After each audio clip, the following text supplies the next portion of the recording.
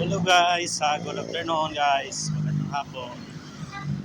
Ito mga guys, mag-video lang ako dito sa papuntang Isim Sokat mga guys. Video ko lang dito yung sitwasyon sa mga oras na ito dito sa kalsada ng papuntang Isim Sokat mga guys. Ayan. Bali sa ngayon, ayan yung sitwasyon dito. Yan yung mga kaganapan dito sa kalsada na. Yan. Dito naman mga guys, sa bandang kaliwa ko, ayan.